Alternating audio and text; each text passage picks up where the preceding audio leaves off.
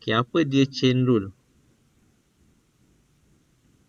If y sama dengan fu and u sama dengan gx and y and u are both differentiable function, the composite function defined by y f gx has a derivative given by dy dx sama dengan dy per du darab du per dx sama dengan f prime u g prime x. Okay, saya tunjuk cara yang simple ya. Apa maksud dia? Okay, chain rule ni kita gunakan untuk function yang composite. Apa dia function yang composite? Saya ada terangkan dulu mula-mula. Composite function ni adalah function di dalam function. Dalam function ada function. Contohnya x kuasa 2. Okay, ini ada satu function. Tapi x ni saya gantikan dengan satu function yang lain. X ni saya gantikan dengan 2x tambah 3 kuasa 2. Nampak tak tadi? X kuasa 2 ni adalah satu function. Tapi saya masukkan satu function yang lain. Saya masukkan 2x tambah 3 ke dalam function x. So, ini kita panggil dia sebagai composite function. Boleh faham tak?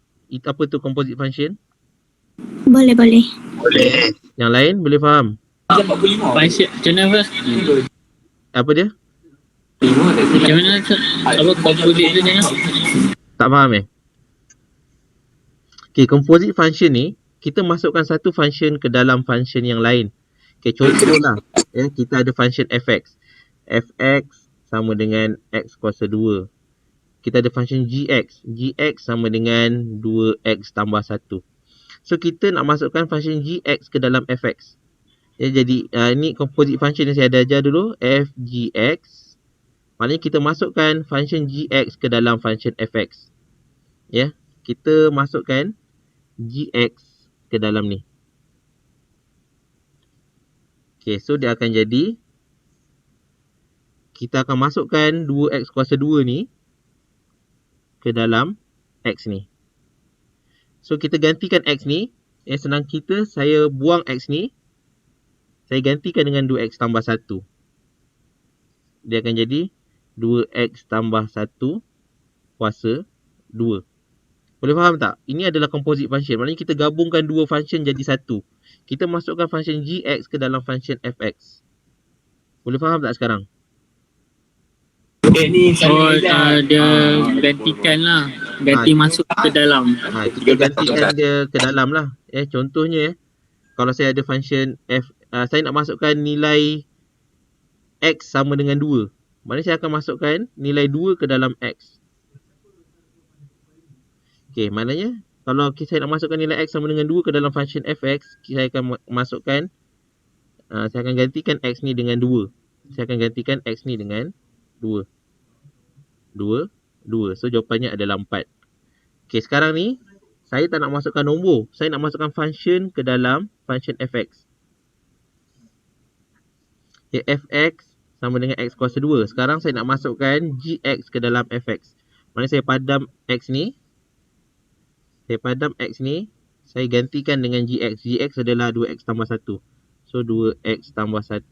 Yang ini pun dapat 2x tambah 1. Ada kuasa 2 kat luar tu. Boleh faham tak? Maknanya kita masukkan function gx ke dalam function fx.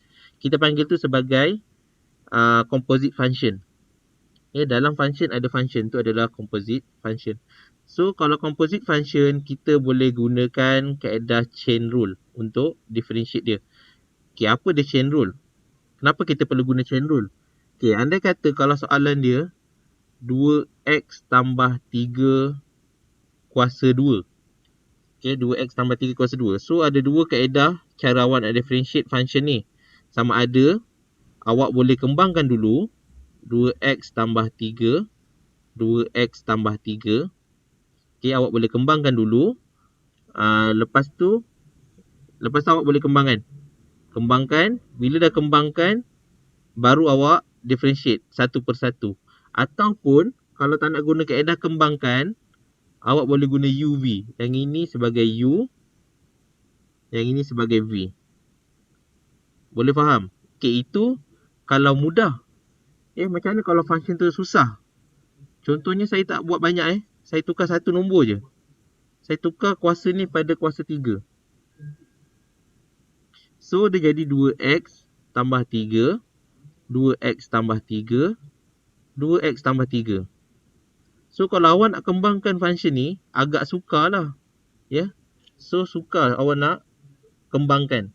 So bila sukar kembangkan, sebab itulah adanya kaedah chain rule. Kaedah chain rule ni memudahkan untuk differentiate function yang susah. Ni kalau kuasa 3. Cuba kalau saya tukar kuasa 9. Saya tukar 2x tambah 3 kuasa 9. Dah awak kena kembangkan 9 kali. Ya. Nak kena kembangkan 9 kali memang jenuh lah. 3 muka surat tak tentu siap lagi. Ya, dah lah kena kembangkan 9 kali. Lepas tu nak kena differentiate lagi. So, kaedah biasa susah untuk function yang jenis macam ni. Untuk composite function. So, cara yang mudah kita akan gunakan chain rule. Macam mana kaedah chain rule tu? So, kaedah chain rule tak susah pun sebenarnya. Lebih kurang sama je macam kaedah yang kita pernah belajar. Macam mana? So, kita tengok function ni fx sama dengan dalam kurungan 2x tambah 3 kuasa 3. Cara dia, awak bawa 3 ni ke depan. Ya, bawa 3 ni ke depan. Dia jadi 3 dalam kurungan 2x tambah 1. Lepas tu 3 ni kita tolakkan 1, dia jadi kuasa 2. Okay, lepas tu baru kita differentiate yang dalam ni pula. Yang mula-mula tadi kita differentiate yang kuasa 3 kat luar tu. Kita kekalkan yang kat dalam ni. Mula-mula kita differentiate yang kuasa 3 ni buat pergi depan. Lepas tu tolakkan 1. Tapi yang dalam ni kita kekalkan. Okay, bila dah kita differentiate yang kuasa 3 kat luar tu, baru kita differentiate yang kat dalam kurungan ni pula. Differentiate 2x dapat 2. Differentiate 3 dapat kosong. Sebab tu kat tepi ni ada 2. So, kita boleh selesaikan. Kita darabkan 3 dengan 2 kat luar ni. 3 kat depan ni. Dengan 2 kat belakang ni kita boleh darabkan. Dia jadi 6. So, jawapannya 6 dalam kurungan 2x tambah 3 kuasa 2. So, simple. Mudah. Okay, saya tunjuk contoh lain. Fx sama dengan x kuasa 2 tambah 3x kuasa 9. Contoh. So, kita boleh guna chain rule. Macam mana nak guna chain rule? F prime x sama dengan bawa 9 pergi depan. Jadi 9. Okay, yang dalam kurungan ni kita kekalkan dulu. Jangan tukar. Okay, lepas tu 9 ni tolak 1 jadi kuasa 8. Okay, lepas tu baru kita differentiate yang dalam kurungan ni. Differentiate yang dalam kurungan, kita ada x kuasa 2. Differentiate x kuasa 2, kita dapat 2x. Okay, lepas tu differentiate 3x, kita dapat 3. So, inilah jawapan dia. So, U sama dengan punca kuasa 2, 2x tambah 1. Okay, saya dah kata tadi, kalau pecahan, punca kuasa, kita boleh tukar dia jadi kuasa setengah kan? Kita tukar awal-awal. Tukar siap-siap. Punca kuasa ni adalah kuasa setengah. Okay, V sama dengan x tambah 1 kuasa 3. Okay, lepas tu kita differentiate lah. U prime sama dengan, okay, sekarang ni kita tengok kat sini ada kuasa setengah. Kuasa setengah dekat keluar kurungan. So, kalau kita nak kembangkan, memang susah lah macam mana kita nak kembangkan kuasa setengah. Tak boleh kan? So, tak boleh kita guna chain rule. Guna chain rule macam mana? Bawa setengah ni pergi depan. Bawa setengah pergi depan. Lepas tu kekalkan yang dalam kurungan ni. Jangan ubah lagi. Lepas tu setengah ni, kita tolakkan 1, dia jadi kuasa negatif setengah. Okay, lepas tu baru kita differentiate yang dalam kurungan ni. Differentiate 2x dapat 2. Differentiate 1 dapat kosong. Okay, so kita biar macam ni. Ini kita boleh pemudahkan lagi ya.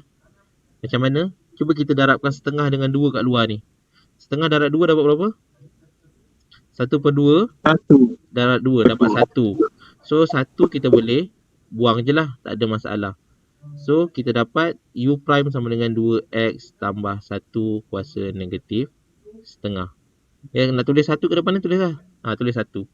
So, 1 tak ada function pun. Okay. Okay, lepas tu V prime pula. V prime sama dengan, okay, ini kalau awak nak kembangkan, memang panjang lah kira dia. So, kita guna chain rule je lebih mudah. Bawa 3 pergi depan. Dalam kurungan, x tambah 1 ni kekalkan, jangan differentiate lagi. Lepas tu kuasa 3 kat luar ni tolak jadi kuasa 2. Lepas tu differentiate dalam kurungan. Differentiate x dapat 1. Differentiate 1 dapat kosong. Okay, so kita boleh darabkan 3 dengan 1 kat luar ni. So 3 darab 1 dapat 3. So 3 X tambah 1 kuasa 2. Okay, lepas tu kita masukkan dalam formula question rule. Ya, F prime X sama dengan V U prime tolak U V prime per V kuasa 2. Okay, so masukkan V U prime. V X tambah 1 kuasa 3.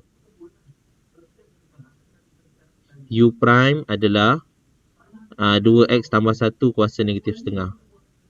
2X tambah 1 kuasa negatif setengah. Tolak U V prime. U adalah 2X tambah 1 kuasa setengah. 2X tambah 1 kuasa setengah. V prime adalah 3X tambah 1 kuasa 2.